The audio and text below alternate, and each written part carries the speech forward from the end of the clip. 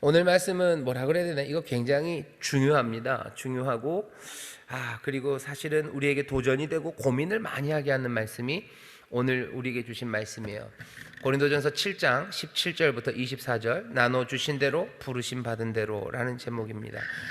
다시 한번 여러분들 이 말씀이 만만치 않아요. 만만치 않습니다. 여러분들 잘 읽어주시고 이걸 어떻게 적용해야 될지 또 성령의 인도하심을 구하셔야 됩니다. 자, 고린도전서 7장 17절서부터 24절까지 말씀입니다. 다 같이 한 목소리로 봉독합니다.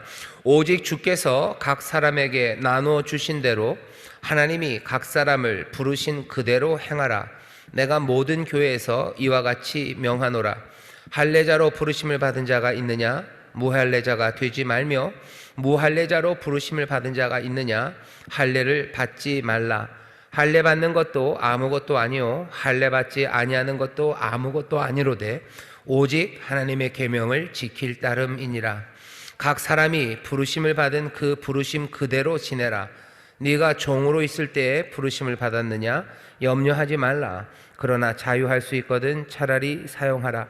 주 안에서 부르심을 받은 자는 종이라도 주께 속한 자요 또 이와 같이 자유자로 있을 때에 부르심을 받은 자는 그리스도의 종이니라. 너희는 값으로 사신 것이니 사람들의 종이 되지 말라. 형제들아 각각 부르심을 받은 그대로 하나님과 함께 거하라. 아멘. 제목이 나눠주신 대로 부르심 받은 그대로입니다. 17절 말씀 보셔요. 17절 말씀 보셔요. 오직 주께서 각 사람에게 나눠주신 대로 하나님이 각 사람을 부르신 그대로 행하라. 내가 모든 교회에서 이와 같이 명하노라. 이렇게 돼 있어요. 이건 고린도 교회에만 주는 교훈은 아닙니다. 적어도 바울이 모든 교회에 하는 말이에요. 그러니 이건 모든 성도에게 전하는 말이라고 들으셔도 됩니다. 모든 사람에게 뭐라고 얘기하냐면요, 주께서 각 사람에게 나눠주신 대로 각 사람을 부르신 그대로 행하래요. 여기까지만 읽으면 무슨 교회 안에서의 직분인 것 같아요. 하나님이 나를 구역장으로 세우셨으면 구역장으로, 목사로 세웠으면 목사로, 그러니 내게 맡겨주신 직분대로, 내게 맡겨주신 직임 그대로 그거 행하라 라는 이야기처럼 들립니다. 근데 아니에요. 17절 읽고 18절 딱 읽어보면 얘기가 전혀 다른 얘기인 줄 압니다. 18절 보시면 할례자로 부르심을 받은 자가 있느냐? 무할례자가 되지 말고 무할례자로 부르심을 받은 자가 있느냐? 할례를 받지 말라. 18절이 충격적인 건 두 가지입니다. 하나는 부르시고 나눠주셨다는 걸 지금 뭘 얘기해요? 교회 안에서의 직분이 아니라 내가 태어난, 어떻게 보면 내 국적입니다. 내 민족이에요. 내가 정하지는 않았어요. 내가 정하지는 않았지만 나에게 주어져 버린, 운명처럼 주어져 버린 내가 누구인가에 관한 거예요. 지금 그것을 하나님이 부르셨다라고 얘기합니다. 다시 교회의 직분에 관한 이야기가 아닙니다. 내 신분에 관한, 어쩌면 사회, 경제적인 내 자리에 관한 이야기예요. 그리고 그걸 뭐라고 하시냐면요, 그걸 부르셨대요. 하나님이 부르셨대요. 그리고 하나님이 나눠 주신 거랍니다. 이거 어려워요. 하나님이 나를 무할례자로 부르셨어요? 나를 무할례자가 되게 하신 거예요? 어떻게 보면 맞죠. 무할례자라는 얘기는 이방인입니다. 더 구체적으로 말하면 대한민국 사람이 된 거, 이거 하나님이 나누어 주신 거예요. 여기 대한민국 사람 아니신 분 혹시 있으신가요? 없으시죠? 네, 없으시네요. 그러면은 우리 모두가 다 대한민국 사람이 되었어요. 이걸 뭐라고 얘기하셔요? 이렇게 우리를 부르셨대요. 하나님이 우리를 대한민국 사람으로 부르셨어요. 아무도 아멘을 안 하셔요. 아유, 왜 대한민국 사람으로 부르셨을까? 무슨 외국 사람으로 부르셨으면 키도 크고 눈도 크고 이랬을 텐데, 하나님이, 그러니까 27절 18절이 굉장히 충격적입니다. 하나님이 부르신 대로, 나눠주신 대로 내가 대한민국 사람 된 거, 그거 하나님이 부르신 거예요. 그리고 하나님이 나에게 나눠주신 겁니다. 각 사람에게. 누군가는 북한 사람으로 부르셨겠죠. 그것도 나눠주신 거예요. 우리가 굉장히 싫어하는 일본 사람들이 있습니다. 우리는 별로 안 싫어요. 어떤 사람들이 싫어하는 일본 사람들이 있어요. 일본 사람으로 태어난 건 그건 뭐예요? 하나님이 부르신 거예요. 하나님이 나눠주신 겁니다. 그게 지금 바울이 얘기하는 거예요. 다시 교회 안에서의 직분의 얘기가 아니에요. 내가 갖고 있는 사회 경제적인, 그리고 정치적인, 민족적이고 역사적인 내 정체성에 관한 이야기예요. 내가 누구인지를 교회 안에서가 아니라 정말로 이 세상에서 내가 누구인지를 하나님이 부르시고 하나님이 그렇게 각 사람에게 나눠 주셨답니다. 어떻게 보면 굉장히 숙명주의처럼 들려요. 하지만 이렇게 얘기하지 않는다면 도대체 뭐라고 얘기합니까? 내가 대한민국 사람 된 건 도대체 그럼 어디서 온 겁니까? 어디서 온 거죠? 그냥 우연이라고 사람들이 우연히 그렇게 된 거겠지. 아니요, 우연이 된 거 아니라고 얘기하시는 거죠. 그게 우연이겠냐? 하나님께서 나눠주신 거다. 하나님이 너를 그렇게 부르신 거다라고 얘기하는 거야. 내 인생이 우연이라면 인생이 책임질 게 아무것도 없어요. 우연이라는 건 아무 근거 없다는 거죠. 그러니 내가 발 디딘 데가 없어요. 내 삶에 근거가 없어요. 그냥 우연이에요. 그러면 내가 누구에게 책임져야 됩니까? 내가 왜 잘 살아야 됩니까? 아무것도. 내가 왜 성실해야 됩니까? 아무것도 남질 않죠. 그냥 내가 살고 싶은 대로 살면 되는 거죠. 우연이라는 녀석이 와서 나에게 물어본다면 나도 할 말 많아요.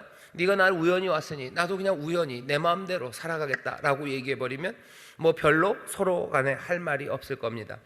하지만 하나님이 나눠주신 대로, 그리고 하나님이 부르신 대로 내가 여기 있다 그러면 나는 내 삶에 대해서 대답해야 될 사람이 있는 거예요. 나를 여기다 두신 이에 대해서 대답해야 돼요.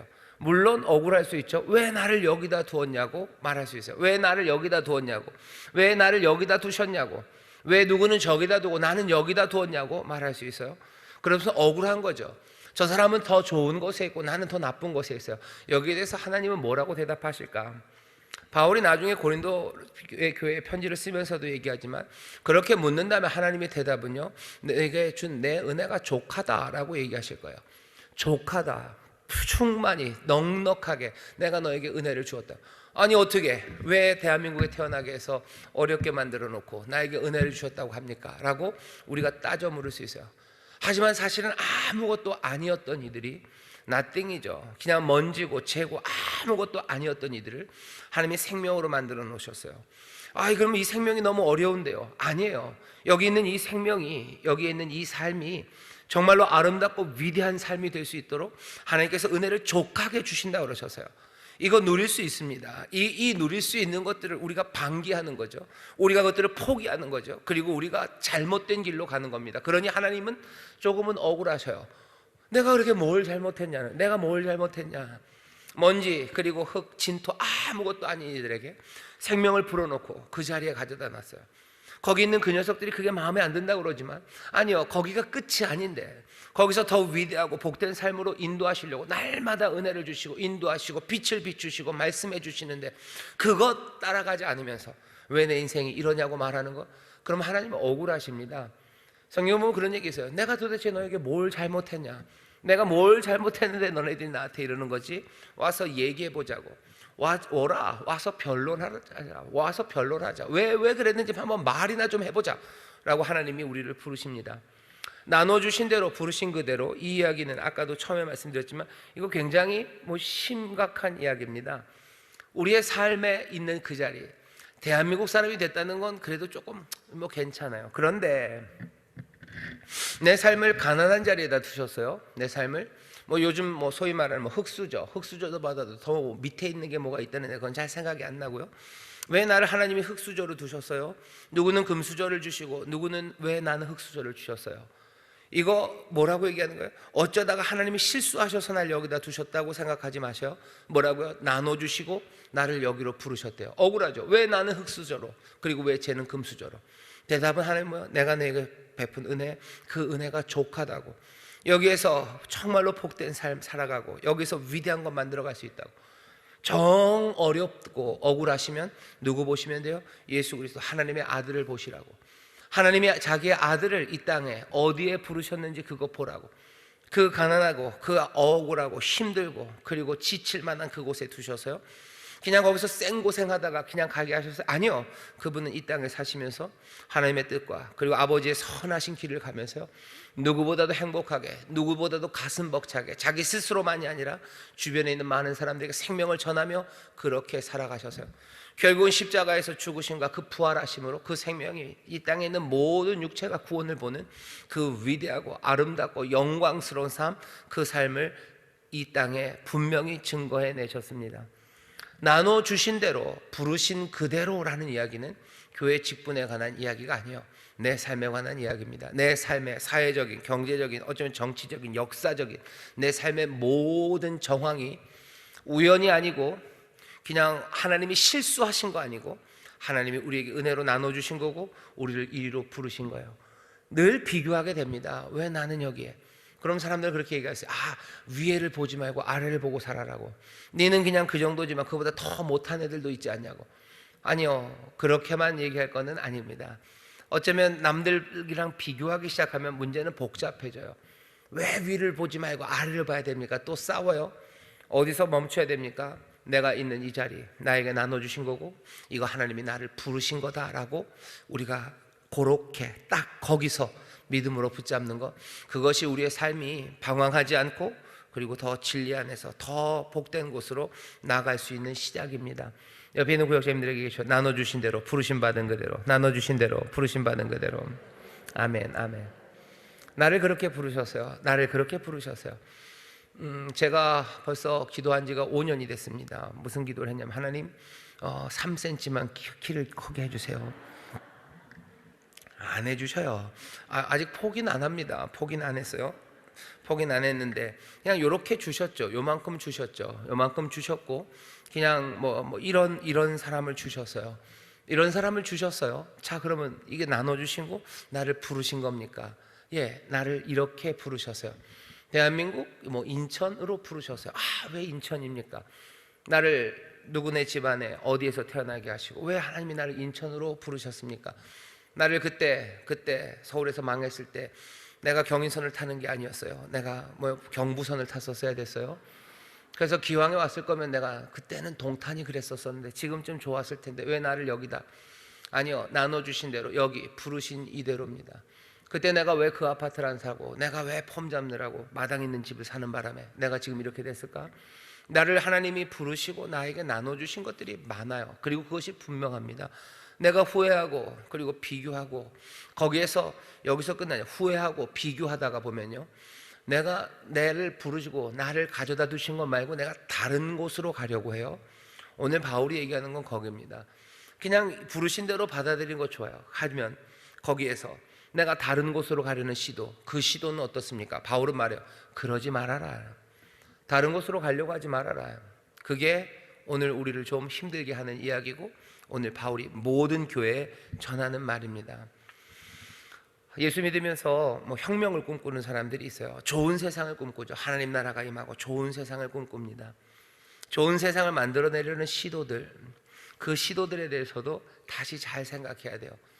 오늘은 이 얘기예요. 나눠주신 대로 내가 지금 있는 거 이거 하나님이 주신 거라고 받아들여요. 그 다음에 그럼 난 여기서 어떻게 삽니까? 난 여기서 변화를 꿈꿀 수 없습니까? 바울의 대답은 변화를 꿈꾸세요. 하지만 그 꿈꾸는 변화가 정말로 세상이 나에게 요구해서 세상이 내 꿈을 끌고 가는 거예요. 세상이 나만 붙잡는 게 아니고 내 몸을 붙잡는 게 아니고요, 내 꿈을 붙잡습니다. 내 소원을 붙잡아 버려요. 내가 소원하는 소원이 내 안에서 그냥 스스로 몽골몽골 나온 것도 아니에요. 사실은 그것도 위험합니다. 왜냐하면 우리 안에 육체의 소욕, 육체가 욕구하는 거라는 것 자체가 위험해요.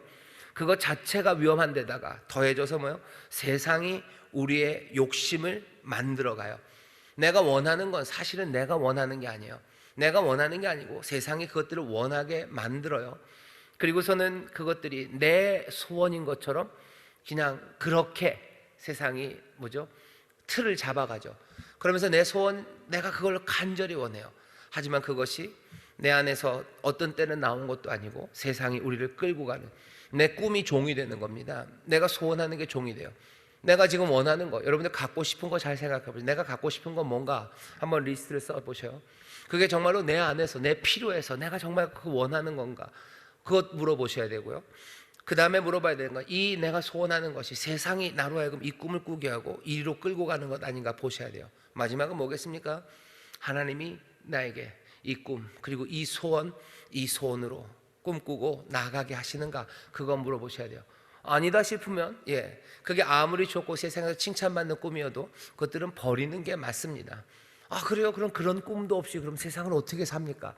아니요, 우리에게 얼마든지 꿈꾸게 하시는 거 많아요. 우리로 하여금 이루게 하시고 날마다 누리게 하시는 거 충분히 많습니다. 세상이 우리의 꿈을 잡아가지 못하게 하셔야 돼요. 세상이, 사회가 우리의 꿈들을 잡아가지 못하게 하셔야 돼요. 뭘 꿈꾸십니까? 뭘 꿈꾸셔요? 읽어보죠. 음성 듣기 첫 번째 단락 같이 읽어보겠습니다. 시작. 바울은 그리스도인과 세상의 다양한 처지들과의 관계에 관한 원칙을 단호히 가르칩니다. 하나님으로부터 부름받은 인간으로서 있는 그대로, 즉 나눠주신 대로, 부르심받은 그대로 살아가면 된다고 합니다.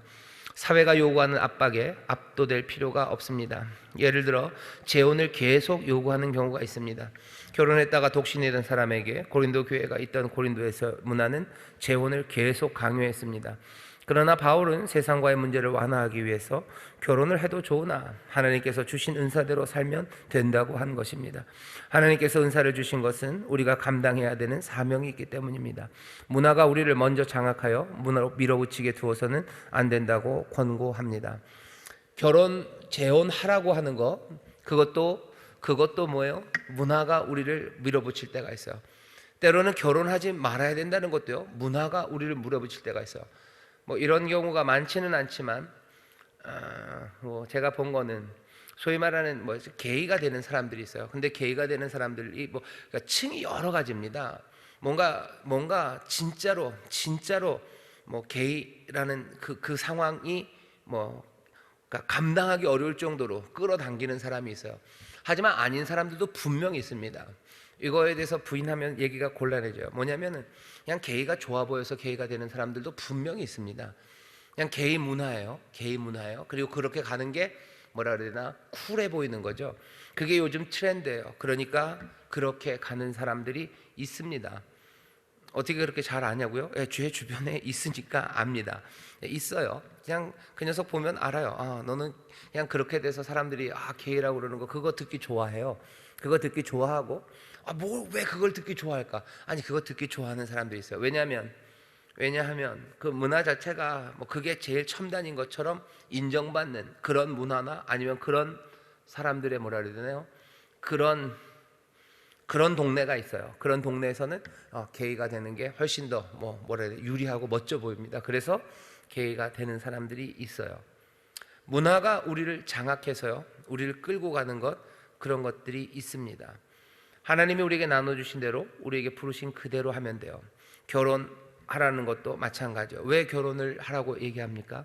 하나님이 나에게 나눠주신 것, 나를 부르신 것, 그것 안에서 나를 결혼하게 하셨어요. 그러면은 그 안에서 잘 살아가면 돼요.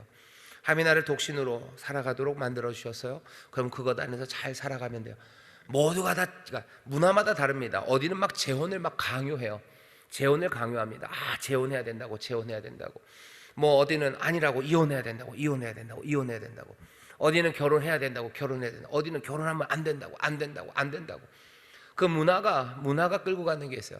그게 아니라 하나님이 우리에게 나눠주신 대로, 또 하나님의 선하신 뜻을 위해서 내가 순종하며 나가면 되는 거지. 문화에 휩쓸려서 결혼해야 되고, 문화에 휩쓸려서 결혼하지 말아야 되고, 여러 가지 뭐라 그래야 되나요? 제대로 잘 판단해야 됩니다. 제대로 잘 판단해야 합니다. 그 일들이 우리 가운데 있어야 돼요. 하나님이 나눠주신 거, 부르신 거 하나님이 하신 일이에요. 그러니 변화를 꿈꿀 때 여러분들 질문하셔야 돼요. 난 지금 여기에요. 근데 여기서 내가 지금 독신이에요. 아니면 내가 이혼하고 혼자 살아요. 그 다음에 나는 어떻게 해야 됩니까? 나를 여기 주신 거, 하나님께서 나를 여기다 두셨어요. 나를 이렇게 부르셨어요. 그러면 나는 여기서 뭘 해야 됩니까? 나는 재혼을 꿈꿔야 됩니까? 아니면 나는 그냥 독신으로 계속 살면서 하나님의 뜻대로 살 것, 그것들을 꿈꿔야 됩니까? 변화를 꿈꿀 때 질문하셔야 돼요. 물어보셔야 돼요. 그 다음 단락입니다. 바울은 당시 사회적으로 중요하게 여겼던 신분적 대립관계와 종교적 대립관계를 적용합니다. 유대인과 이방인, 자유인과 종을 대립시킨 것입니다. 18절에 거론된 할례는 유대인의 의식입니다. 유대인들의 입장에서 보면 할례는 분명히 하나님의 계명입니다. 그러나 이방인이 꼭 유대인의 율법을 따를 필요는 없는 것입니다. 중요한 것은 주님 안에서 새 사람이 되어야 한다는 것이 복음의 핵심인 것입니다. 할례 받은 유대인이라면 그리스도에 대한 믿음으로 하나님의 뜻에 충실히 순종하면 되는 것이고, 무할례자라면 그리스도에 대한 믿음으로 부르신 하나님의 뜻을 이루어 나아가면 되는 것입니다. 나의 자리에서 하나님이 주신 것 여기에서 복음을 따라 새로워지면 됩니다. 내 삶에 하나님의 뜻이 이루어지기를 바라면 돼요. 나를 무할례자로 불렀는데 내가 할례 받은 일 할 필요 없어요. 나를 그렇게 부르신 하나님이 나에게 맡기신 거 여기서 내가 새 삶을 살아가면 됩니다.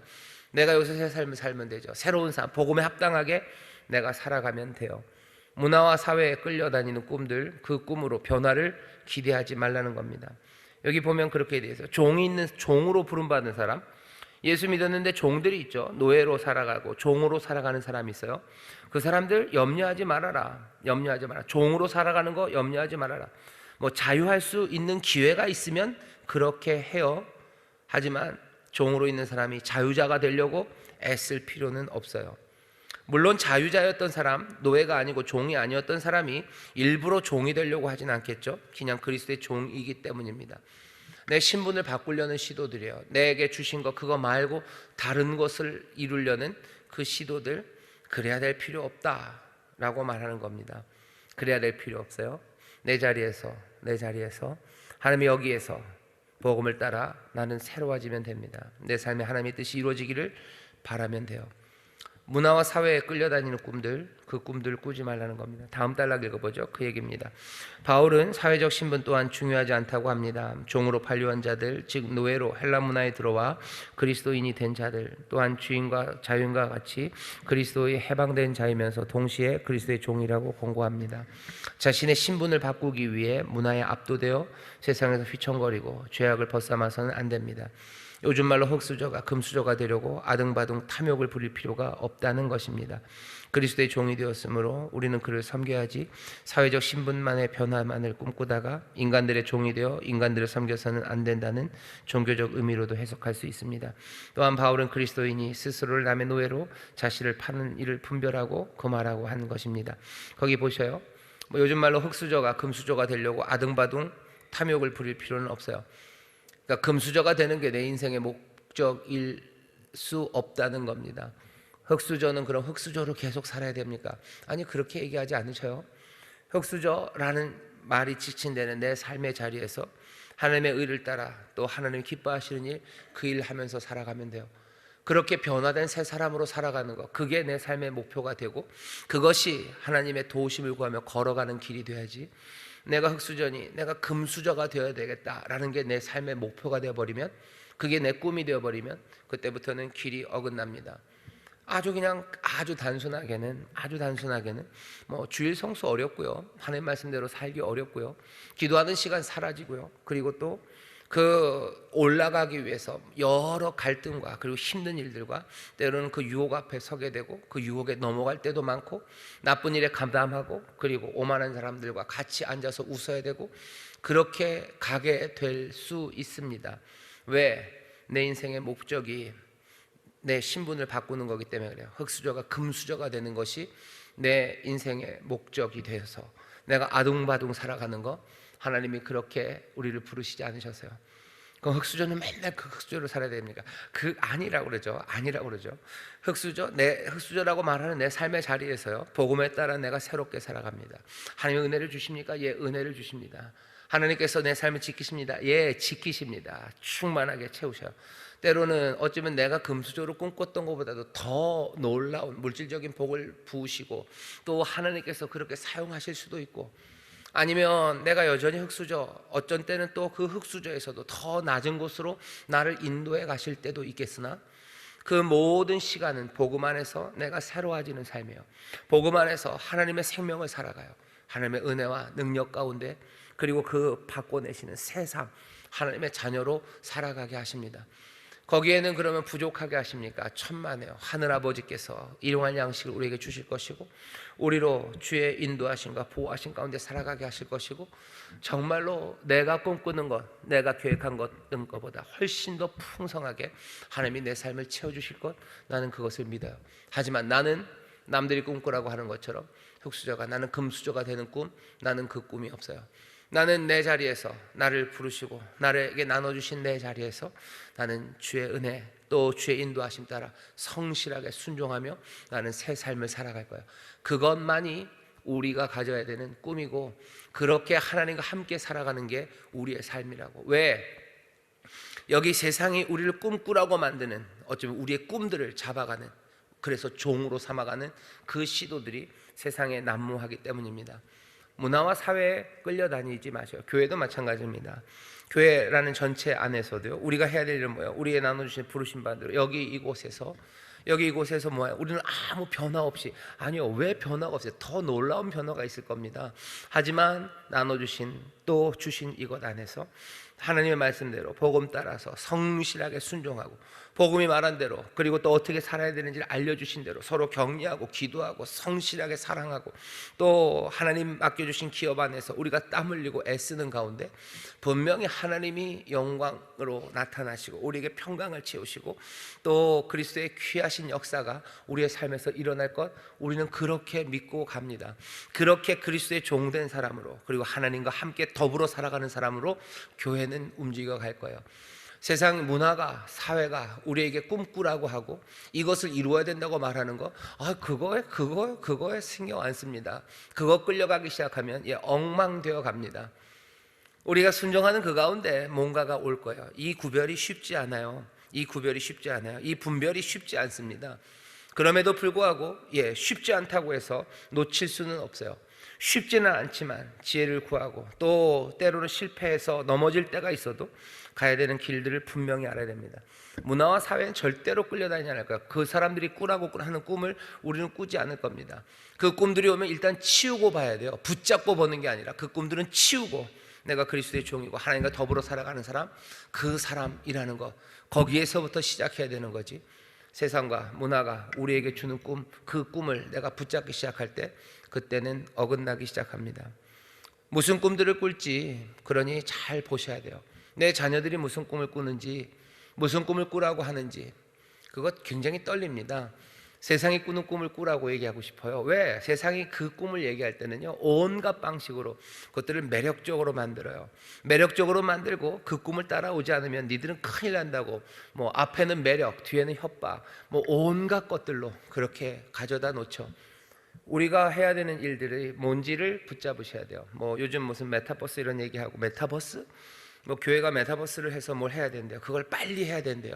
그게 목표고 꿈인 것처럼, 교회가 빨리 가야 되는 길인 것처럼. 아니요, 일단은 다 치워놓고 봐야 돼요. 그거 치우고 우리가 해야 되는 건 뭐예요? 그리스도의 종으로 하나님과 함께 더불어 살아가는 사람. 여기 사람들 모이기 어렵고 힘들고, 그리고 또 감염병이라는 이 어려운 상황, 하나님이 우리에게 지금 나눠주신 거예요. 여기에 우리에게 무슨 대단한 치료제가 여기 있는 것도 아니에요. 그러니 조심해야 되는 이 상황, 우리에게 나눠주신 여기입니다. 여기서 우리는 뭘 합니까? 하나님과 더불어 그리스도의 종된 사람으로 우리에게 주신 복음 안에서의 그 생명이, 그리고 그 길과 진리가 우리에게 말씀하신 대로 뭐라고 얘기하죠? 기도하라고 얘기하시고, 또 격려하라고 얘기하시고, 소망하라고 얘기하시고, 그 의를 따라 행하라고 얘기하시고, 뭐 지난주 설교에 들은 옷 나눠주기 시작하고, 세리들, 군인들, 자기 권리 것들을 남들을 위해서 쓰기 시작하는 거예요. 그 길 가운데 하나님께서 인도하셔서 어떻게 보면 뭐 세상에 무슨 구글이 말하는 메타버스보다도 더 위대한 메타버스를 하나님이 우리에게 주실 수도 있고, 아니면 그것과 또 전혀 다른 길을 걸어가게 하실 수도 있으나, 어디로 인도하실지 모르지만 우리를 부르고 우리에게 나눠주신 그 안에서 성실하게 주님의 말씀 따라 주와 더불어 그리스도의 종으로 살아가는 것, 그것만이 우리의 꿈이죠. 그러다 가 다다른 것이 세상이 말하는 것보다 더 찬란할 수도 있고, 그리고 세상이 말하는 것 더 넘어서까지 우리를 가게 하실 수도 있어요. 하지만 우리는 그것으로 판단하지도 않아요. 내 삶이, 그리고 우리가 했던 모든 사역이 세상의 기준을 넘어서서 즐거워하지도 않아요. 거기에 못 미쳤다고 해서 슬퍼하지도 않아요. 왜? 어차피 그건 우리의 인생이 대답해야 되는 기준이 아니에요. 세상이 우리를 부른 거 아닙니다. 세상이 나눠준 거 아닙니다. 하나님이 주신 생명이고 그리스도 안에서 새롭게 얻게 된 삶입니다. 그러니 하나님 앞에 대답할 거예요. 그리스도 앞에 대답할 거예요. 그리고 하나님과 그리스도는 분명하게 우리가 걸어가야 될 길을 지금도 말씀하고 계시고 또 우리를 돕고 계십니다. 우리가 뭘 변화를 꿈꾸는 자리에서 그러니 조심해야 합니다. 문화와 사회에 절대로 끌려다니는 꿈들, 그 꿈들 말고 다른 꿈들을 꾸기 시작하셔야 돼요. 완전히 담임 목사님 보수 반동이셔요. 아니요, 저는 보수 반동 아닙니다. 굉장히 급진적인, 아주 극좌파입니다. 왜냐하면 이렇게 하나님 말씀대로 살아갈 때요, 사람이 만들 수 없는 세상을 하나님이 가져다 주실 것, 저는 그것을 분명히 믿습니다. 우리에게 나눠주신 대로 우리를 부르신 그곳에서 정말로 그리스도의 종으로 하나님과 더불어 살아갈 때, 사람의 손으로 짓지 아니한 정말로 꿈보다도 더 꿈 같은, 우리가 상상할 수 있는 아름다움을 넘은 아름다움, 그 아름다움으로 우리를 채우실 것, 그것을 믿으며 나갑니다. 그러니 즐겁고, 그러니 기대가 됩니다. 또 그러니 지치기도 하고, 서로의 격려가 필요하고 하나님의 위로가 필요합니다. 서로 기도하여 우리가 가진 삶은 그거예요. 사람들이 그러죠. 니들의 삶이 그게 제대로일 것 같냐? 우리가 할 수 있는 대답은 보자 하는 거죠. 보자, 지켜보자, 누가 맞는지 보자요. 성경이 얘기하는 거죠. 보자, 보라. 이제 그날 보자는 거예요. 그날 하나님의 영광이 임할 때 모든 세상에 있는 것들이 그 앞에 무릎 꿇게 될 거예요. 그 무릎 꿇는 무릎 꿇음이 정말로 감사와 감격으로 무릎 꿇는 꿇음이 되기를 하나님은 원하셔요. 하지만 뭐가 됐든지 무릎을 꿇을 겁니다. 반대하고 끝까지 아니었던 사람들 할 수 없어요. 무릎을 꿇을 수밖에 없죠. 왜? 증거되기 때문이에요. 자기들이 가졌던 꿈들, 그것들이 허망한 것들 다 드러나고 정말로 그 진리가 우리에게 주신 그 복음의 생명이 그것이 참되고 온전함을 우리가 그날에 볼 겁니다. 대답하고 보자 하는 거죠. 보자, 봅시다. 그럼 그날까지 기다려야 됩니까? 아니, 하나님께서 우리를 긍휼히 여기셔서요, 그날에 이루어질 그 일들 우리의 삶 가운데 맛보기로 막 던져주셔요. 훅훅 옵니다. 맛보기로 던져주셔. 뭐 예를 이렇게 해야 되나요? 우리가 그날에 몽땅 다 헤르메스를 입을 겁니다. 근데 지금도 그걸 훅훅 던져주셔. 하늘의 것을 주시는 거예요. 하늘의 것을 우리가 지금 맛봐, 땅의 것이 아니고 하늘의 것이 여기 있을 때 우리는 알죠. 이건 하늘에서 온 거예요. 이건 하늘에서 온 거예요. 이건 하나님에게로부터 온 거예요. 그것들을 우리에게 주십니다. 세상이 만들 수도 줄 수도 없는 기쁨들을 누리게 하시고요. 그리고 세상에서 할 수 없는 놀라운 능력들이 우리 가운데 표적이요, 사인이요, 사인으로 나타나요. 사인은 늘 그거 넘어서 저기를 가리키는 거죠. 하나님의 나라가 있다는 거, 약속이 참되다는 사인들, 그 표적들이 우리 가운데 나타나고 그 기적을 맛보게 하시고, 그래서 또 세상 사람들에게 말하겠죠. 여기 사인이 있다고, 여기 표적이 있지 않냐고. 사람들은 그 표적을 보면서도 다 오는 건 아닙니다. 하지만 그 표적을 보고 또 영접하는 사람들이 또 있을 거예요. 그렇게 우리는 즐겁게 그 길을 갑니다. 세상은 우리가 제일 불쌍한 사람이라고 그래요. 어쩌면 그럴지도. 하지만 바울이 그러죠. 아니다, 우리 불쌍한 사람 아니다. 만약에 부활이 없다면 이 생명이, 우리가 살아가는 이 생명이 정말로 부활의 생명, 죽음 이긴 생명이 아닌데 우리가 이렇게 산다면 세상에서 제일 불쌍한 사람이겠지만 절대 아니죠. 우리는 이미 새로운 생명을 살아가는 사람, 이미 부활의 생명, 영생을 살아가는 사람이기 때문에 우리는 제일 불쌍한 사람 아닙니다. 그날에 보게 될 거예요. 그리고 우리의 삶의 그 시간마다 믿음의 공동체 안에 하나님께서 그 표적들을 우리에게 주십니다. 그 안에서 기뻐하고 즐거워하면서 세상 문화의 꿈에 끌려다니지 않고 주님이 주신 꿈, 성령 안에서 부으시는 꿈과 환상들, 그것들을 붙잡고 그 진리를 따라 복되게 걸어가는 저와 여러분 되시기를 주의 이름으로 축원합니다. 마지막 단락 같이 읽겠습니다. 무할례자나 할례자나 남자나 여자나 유대인이나 헬라인이나 내가 높거나 낮거나 내가 사람들에게 존경을 받거나 존경받지 않거나 문화적인 고상함에 거하든지 아니면 야만의 사회에 있든지 내가 그리스도 안에서 새롭게 받은 생명이 가장 중요하다는 것을 잊지 마십시오. 나에게 나눠주신 것, 나를 부르신 그곳에서 나는 그리스도의 종으로 그 길을 따라 살아갈 것입니다. 세상을 기웃기웃 엿보지 않습니다. 세상의 하찮은 문화가 요구하는 것을 충족하려 애쓰다가 예수 그리스도와 멀어지지 마십시오. 세상과 성령님은 함께 할 수 없습니다. 성령님이 함께 기뻐하실 수 있는 삶이 되십시오. 우리는 각자의 믿음대로 하나님과 더불어 있는 그대로 살아가면 됩니다. 그렇게 하나님께 영광 올리는 삶이 되면 하나님께서 보응하시고 많은 사람들에게 영향력을 끼치는 사람이 되도록 우리를 높이실 것입니다. 아멘. 말씀대로 살아가는 사람들 하나님이 복 주신대요. 일곱 길, 한 길로 왔다 일곱 길로 적들은 도망가게 될 거고 세상 모든 민족 위에 하나님이 높이신답니다. 세상의 하찮은 것 따라가지 마시고 나를 부르신 것 거기에서 그리스도의 종으로서의 그 길을 가십시오. 우리나라에 대해서 실망이 많으신 분들이 있어요. 지금 우리 사회에 대해서 굉장히 절망하는 사람들이 있습니다. 아마 저도 그 중에 한 사람입니다. 하지만 그렇다고 해서 떠나갈 수 있는 건 아니에요. 나눠주신 대로 부르심 받은 그대로 여기다 두셔서요. 여기서 그럼 뭐 합니까? 여기서 세상의 실망에 따라 실망이 나를 이끄는 대로 살아갈 수는 없어요.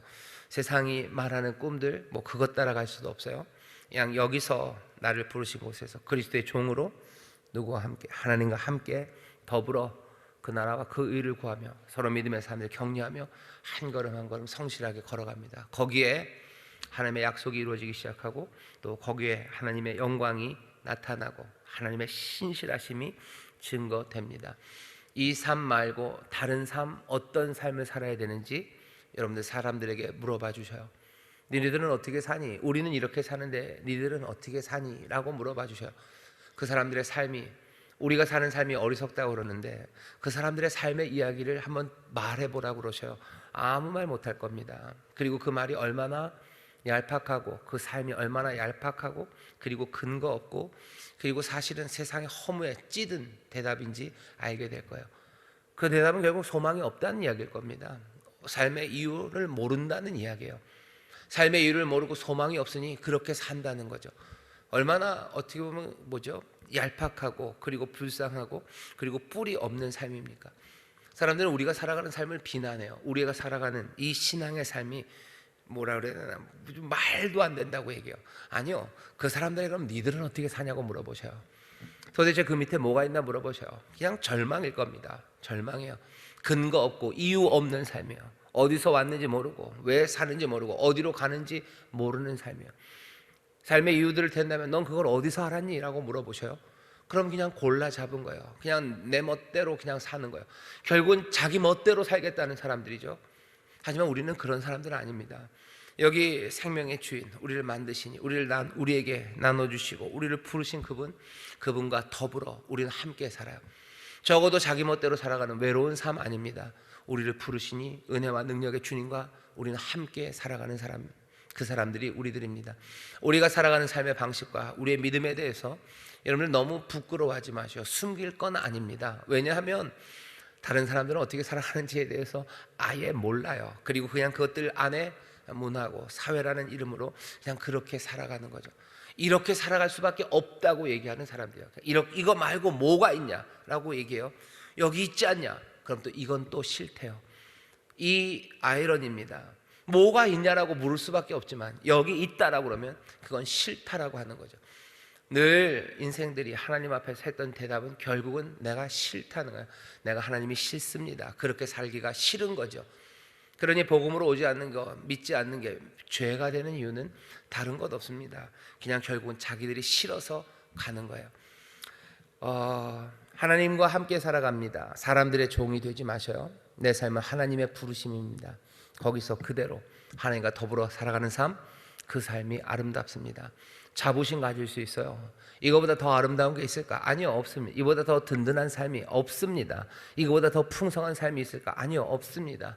여지껏 수천 년 동안 온갖 세상에 지혜 있는 사람들이 모두 다 이야기를 했었어도요, 인생에 대해서 뭘 얘기했나 보셔요. 인생의 깊음과 아름다움에 대해서 뭘 얘기했나 보셔요. 그냥 결국은 인생이 허무하다는 얘기할 뿐이에요. 그럼 대답 못하겠다는 얘기 아닙니까? 자기들은 아무 대답도 못하면서 왜 대답하는 사람들, 그 사람들의 대답을 그냥 무시하는지 모르겠어요. 이상하죠. 정말 이상합니다. 다시 한번 우리 성도님들, 부역장님들, 너무 두려워하지 마시고 주눅 들지 마셔. 그렇다고 해서 너무 콧대 팍 높여 니들은 무식하고 우리는 안다, 예, 그건 아니에요. 우리가 아는 그 아는 알미 우리를 겸손하게 하는 알미입니다. 우리가 아는 건 은혜예요. 그러니 겸손할 수밖에 없어요. 하지만 우리가 안다는 것, 우리가 생명과 진리의 길에 있다는 것, 그건 부인할 수 없습니다. 그러니 기죽지 마셔요. 기죽지 마시고 그렇다고 콧대 높이고 잘난 척하는 건 아닙니다. 기죽을 필요 전혀 없고 겸손하게, 정말로 겸손하게, 그 마음에 두 마음이 있는 거 아닙니까? 그냥 뭐 우리가 제 사람보다 잘났다고 생각하고 그냥 겸손하다고 폼 잡는 거 아닙니까? 처음 시작은 그럴지 몰라요. 하지만 시간이 갈수록 정말로 내가 겸손하게 주님을 따르고 다른 모든 사람들을 겸손하게 사랑하고 있다고 내가 그렇게 변화되고 예수님 닮아간다는 거 여러분 확인하실 수 있습니다. 확인하실 수 있어요. 그런 사람들 많습니다. 우리 교회도 많고 우리 구역장님 가운데도 많아요. 정말로 가장하는 것 아니고 우리가 저 사람들보다 정말 잘 알고 우리에게 생명의 길이 있어요. 그러니 내가 겸손하게 그들을 사랑한다는 게 정말로 진실되고 참되가는 것, 그것이 하나님의 사랑을, 그리스도의 사랑과 은혜를 점점 더 많이 알아가는 겁니다. 우리 그렇게 변화되어 가는 우리 모두가 되시기를 주의 이름으로 축원합니다. 한 걸음 내딛기 여러분들 가서 잘 보시고요. 사회와 문화가 우리에게 변화를 강요하는 게 있어요. 그거 조바심에 따라가려고, 염려함으로 따라가려고 하지 마시고, 내 삶의 변화를 꿈꾸시는 것 좋은 일입니다.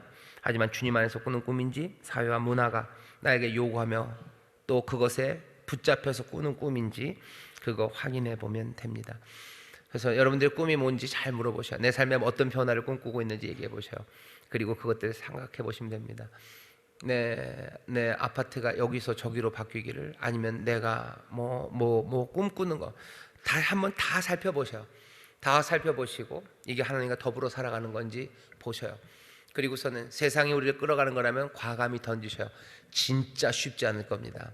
진짜 쉽지 않아요. 성령의 도우심을 구하셔요. 아마 그 변화에서 우리의 삶과 신앙의 성숙과 그리고 하나님의 은혜로 더 충만케 되는 놀라운 기적을 체험하게 될 줄 믿습니다. 기도하겠습니다. 하나님 감사합니다. 우리 사랑하는 인천순복음교회 또 모든 구역장들, 하나님 정말로 복음 안에서 주의 인도하신 가운데 점점 더 풍성해지는 삶, 점점 더 감사와 감격이 넘치고 하나님의 은혜와 선물이 가득해지는, 하나님 그 신실하신 약속 그대로 누리며 살아가는 우리 구역장들, 우리 성도들 되게 하실 줄 믿습니다.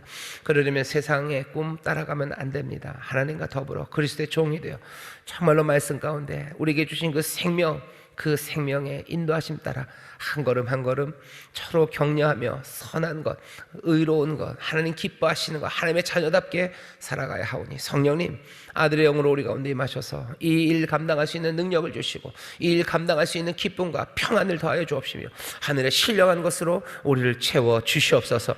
주여, 이 아름다움으로 함께 서는 교회, 또 그렇게 그리스도의 빛을 발하는 복된 삶이 되게 하실 줄 믿사오니 성령님 늘 함께 하시되, 특별히 대강절입니다. 또 특별히 우리 사랑하는 구역장들입니다. 이 귀한 믿음과 정말로 복된 삶의 본을 보이게 하여 주옵소서. 감사드리며 예수님 이름으로 기도하옵나이다. 아멘.